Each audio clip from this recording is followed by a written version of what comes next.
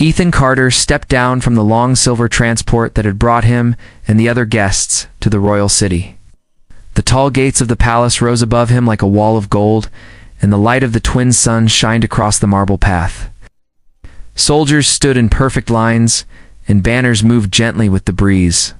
It was a sight of power and beauty, but Ethan only kept his eyes low, carrying his single bag on his shoulder. He had traveled far, chosen by the mission leaders to represent Earth in this meeting with the Kingdom of Aurelia. Many others in his group smiled and whispered with excitement, but Ethan was silent. His thoughts were heavy, and his heart carried a weight that no one else could see. As the group moved forward, a woman appeared at the top of the steps. She wore a gown that seemed to hold the colors of fire and sun. Her crown glimmered with jewels, and her presence made everyone stop. This was Queen Helena, ruler of Aurelia, strong and wise. She lifted her hand, and her voice carried across the courtyard, welcoming the visitors. Beside the queen stood her daughter, Princess Alara. She was young, her eyes bright, and her hair tied with silver ribbons that shined in the light. She looked at each guest with curiosity, but when her gaze fell on Ethan, it stayed for a moment longer. Something about his silence caught her attention. The guests bowed, and the queen led them inside the great hall. The walls were lined with tall mirrors and golden lamps, and every step echoed across the stone floor. Musicians played gentle notes, and servants moved like shadows. To many it felt like walking into a dream, but to Ethan it was only another place he did not belong. During the evening feast, everyone spoke, laughed, and exchanged gifts. Princess Alara moved from table to table, speaking with the guests. When she reached Ethan, she smiled and asked where he came from. Her voice was kind, and her eyes searched for his. Ethan answered politely, but kept his words short. He did not look at her for long. After only a few moments, she moved on, though she looked back at him once, before turning away. The next day, the palace gardens opened for the visitors. The air carried the scent of strange flowers, and streams of clear water ran between marble bridges. Princess Alara walked among the guests again. She stopped near Ethan, as he looked at the carved stones of a fountain. She spoke gently, asking him if he liked the gardens. He gave a small nod, but did not speak much more. Her smile faded slightly, and she turned to join others. For the rest of the day, Ethan kept to himself. He listened when others spoke, he joined when it was required, but he never sought out anyone's attention. Princess Alara noticed this. Where others tried to impress her with words and gestures, he avoided her eyes, and he kept a quiet distance. At night, when the palace halls grew quiet, Ethan walked alone under the lanterns. His steps carried him through empty paths until he found the edge of the gardens. He stopped near a stone bench and sat, letting the cool air touch his face. He looked at the stars above and closed his eyes. Memory returned to him, sharp and heavy. A voice. A face he once knew, someone he had lost long ago. He stayed there until the lights of the palace dimmed and the night turned cold. No one saw him, and no one asked why he walked alone. But Princess Alara, from her high balcony, had noticed. She leaned against the rail, watching the quiet figure far below. She wondered why this one guest was different, why he seemed to carry silence like a shield, and why he turned away whenever she drew near. In her heart, a question began to grow, a question she would not hold back for long. The palace came alive with endless activity. Courtiers moved through the wide halls, and servants carried silver trays with food and wine. Guests from distant lands enjoyed the warmth of Queen Helena's welcome. Laughter filled the chambers, but in the middle of all the noise, Ethan Carter remained quiet. He joined the dinners. He stood during the speeches, yet he never stayed long in the center of attention. Princess Alara noticed him again and again. She had spoken with many of the visitors, and most were eager to win her attention with words of praise or gifts of rare stones. But Ethan was different. He did not bring gifts, and he did not seek her gaze. When she entered a room, he seemed to step back instead of forward. It troubled her heart, for she could not understand why. One afternoon, the queen invited the guests to see the royal library. The library was known across the stars, filled with books and scrolls from many ages. Tall windows lit the golden shelves, and the air smelled of old parchment. The guests moved in wonder, pointing at the endless rows of knowledge. Princess Alara guided them with pride, speaking about the history of her people. Ethan stayed behind, walking slowly between the shelves. He ran his hand across the spines of the books, but said nothing. Ilara turned and saw him alone, away from the others. She walked toward him and asked if he liked to read. He looked at her for only a moment, then nodded. His answer was short, only a few words, but she felt there was more behind his silence. "You are not like the others," she said softly. "They all try to impress me, but you do not even look at me." Ethan lowered his eyes. He did not reply. Ilara studied him, her brows slightly drawn. "Is it that you do not like me?" she asked. Her voice held no anger, only confusion. Ethan shook his head. "It is not that," he said simply. Then he turned and walked deeper into the rows of shelves, leaving her standing there with questions that grew heavier in her heart. That night a celebration filled the main hall. Golden lamps burned bright, and music echoed under the high ceiling. The guests danced, and the queen watched with a smile. Princess Ilara joined the circle of dancers, moving gracefully as the crowd cheered, but her eyes kept searching the room. She found Ethan standing alone at the edge of the hall, watching in silence. When the music ended, she moved through the crowd toward him. "Why do you stand apart from everyone?" she asked. Ethan looked at her, his face calm but unreadable. "I do not belong in the middle," he said. "You belong here as much as anyone," she replied. "You were chosen to be here. My mother invited you, and yet every time I come near, you turn away." He had no answer. His silence stretched between them like a wall. Ilara stared at him, searching for a clue, but none came. She felt something stir inside her, something like frustration mixed with curiosity. She wanted to know the truth, but he gave her nothing. Later, when the guests had gone to rest, Ethan returned to the gardens. The moonlight washed over the fountains and statues. He sat again on the same stone bench as the night before, staring at the stars. He remembered a voice, a smile, and a promise that had once been broken. His chest grew tight, and he closed his eyes. Far above from her balcony, Ilara once again watched him. She saw the way his shoulders curved forward, the way he sat in silence, as if the weight of the world pressed upon him.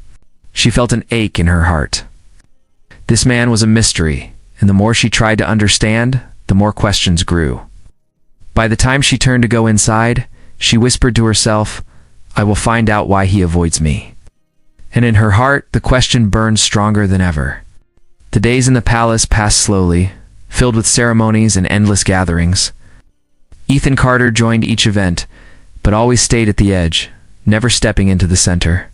His quiet manner began to draw whispers among the other guests. Some said he was cold, others said he was proud, but no one knew the truth. Princess Ilara grew restless. She could not ignore the questions inside her heart. She had tried kindness, curiosity, and patience, but Ethan's silence never changed. Each time she came close, he gave short answers and looked away. She wondered what it was about her that pushed him back. One morning, a tour was arranged to the high towers of the palace. From there, one could see the whole city spread out in shining streets and tall spires. The guests admired the view, pointing and speaking with excitement. Ilara walked among them, but her eyes searched for Ethan. She found him standing apart, leaning against the stone rail, his gaze fixed on the horizon. She walked over and stood beside him. For a while she said nothing, waiting for him to speak, but he only kept his eyes on the distant hills. Finally, she asked, "Why do you never speak to me? Have I offended you?" Ethan's lips pressed together. He turned slightly but did not meet her eyes. "You have done nothing," he said. "Then why?" Her voice was calm but firm. "Why do you avoid me when all I want is to know you?" He did not answer. The silence stretched, broken only by the wind that swept across the tower. Ilara felt her patience slip away. She stepped in front of him, forcing him to look at her. "I ask you again, why do you avoid me?" Ethan's jaw tightened, and for the first time, his eyes showed something raw and sharp. "Because when I see you, I remember," he said, his voice low. Ilara blinked. "Remember what?" But before he could speak further, another guest called her name from across the tower. She turned her head, and in that small moment, Ethan stepped away. By the time she looked back, he was walking down the stone steps, leaving her with only his unfinished words. The question burned stronger now. Ilara could not rest. That evening she searched the halls, looking for him. She found him again in the gardens, seated at the same bench under the lantern light. This time she did not watch from her balcony. She walked down to him. Ethan heard her steps but did not move. She stopped in front of him, her dress brushing against the grass. "You cannot leave me with half an answer," she said. "If there is something I should know, then speak it. Do not hide behind silence." He raised his head slowly. The moonlight touched his face, showing the lines of sorrow that he carried. For a moment, his lips parted, then closed again. His hands curled into fists on his knees. Ilara stood firm. "Tell me," she demanded. "What do you remember when you see me?" Ethan's chest rose with a deep breath. His eyes met hers at last, and she felt the weight of his gaze. "I remember someone I lost," he said. His voice trembled, though he tried to hold it steady. "Someone who looked like you, someone I could not save." The words struck her like a blade of truth. She opened her mouth, but no sound came. He looked away again, his shoulders heavy, his eyes dark with memory. For a long moment, silence held them both.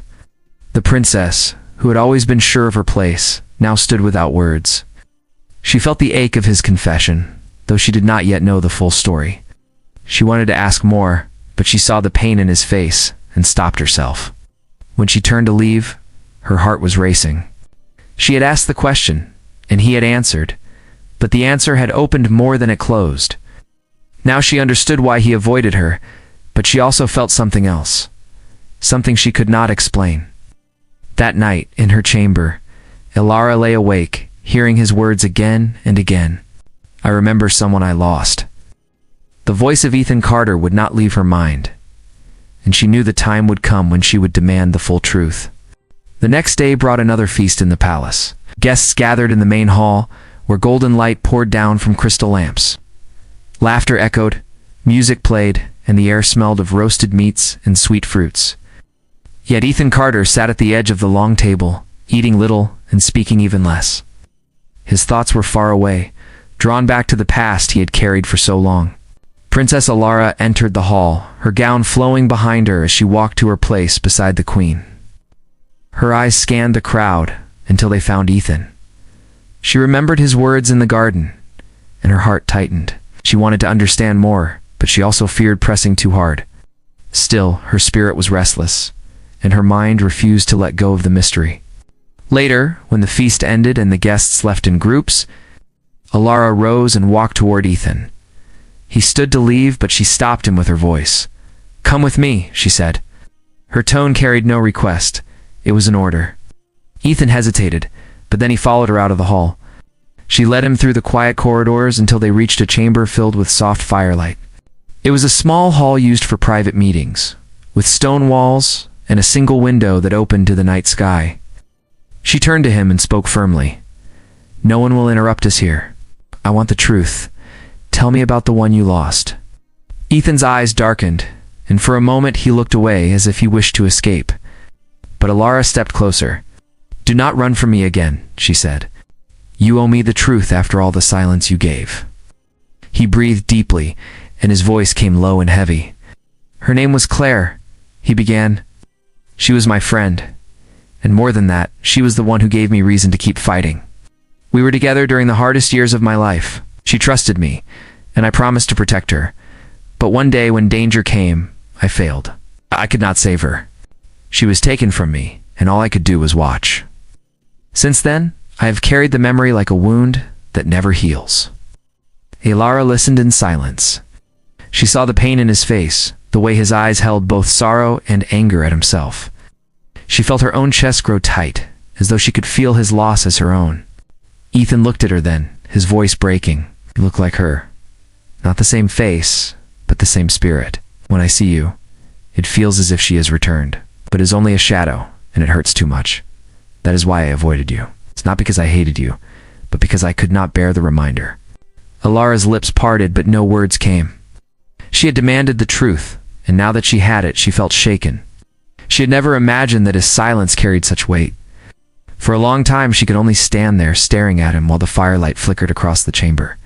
At last she spoke, her voice soft but steady. "You blame yourself, but you are not the only one who has lost. Many carry sorrow, yet you choose to hide behind it instead of facing it. You turn away, thinking it will protect you, but it only builds walls around your heart." Ethan lowered his head. He had no reply, for her words struck close to the truth.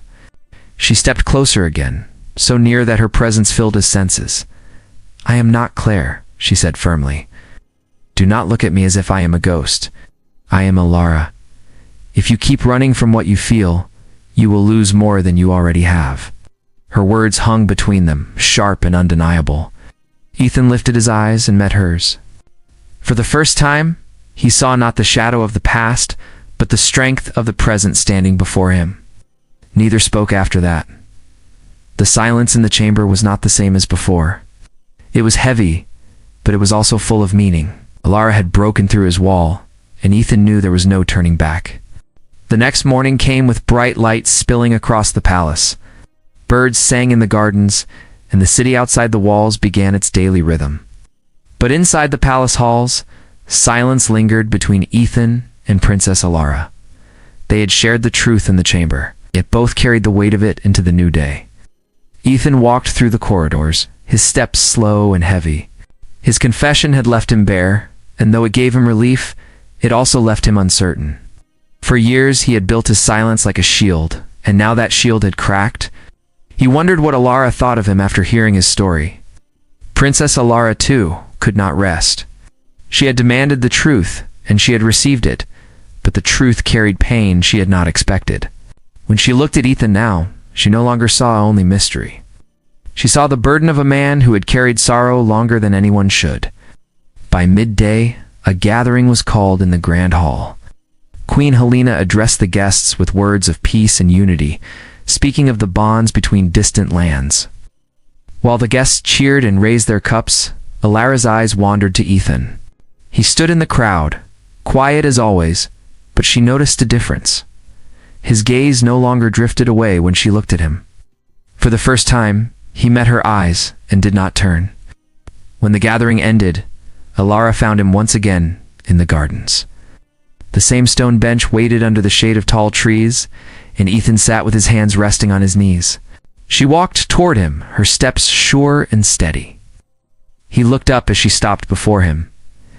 "You told me your truth," she said. "Now I must give you mine." Ethan waited, his face calm but alert. "All this time I thought you avoided me because of who I am," she said. "I thought you looked down on me, or perhaps you did not care. But now I see it was not me you avoided. It was yourself. You ran from memory, not from me." Ethan lowered his gaze, unsure how to answer. Alara continued, her voice strong. "I cannot bring back the one you lost. No one can. But I will not accept being seen only as a shadow of someone else. I am Alara. I stand before you as myself. If you wish to keep running from the past, that is your choice. But if you wish to live, then stop looking backward and start looking at what stands before you now." Her words cut deep, sharper than any blade. Ethan felt them strike against the walls he had built for so long. His chest rose and fell as he fought with his thoughts. At last he lifted his eyes and met hers. For the first time there was no shadow between them, only the truth of the moment. "I have been blind," he said quietly. "I thought I was protecting myself, but I was only trapping myself. You are right. You are not her. You are you. And I see that now." For a long moment they stood there in silence. Then Alara smiled, not with triumph, but with warmth. It was a smile that told him she had waited for this, that she had hoped he would finally see her as she truly was. That evening, the palace lit with celebration once again. Music filled the halls, and the guests danced under the glow of crystal lamps. Ethan no longer stood at the edge of the room. It's time when Alara extended her hand, he took it. The crowd watched as they stepped into the circle together. The music rose, and for the first time since his arrival, Ethan moved not as a man hiding in silence, but as one who had chosen to live again.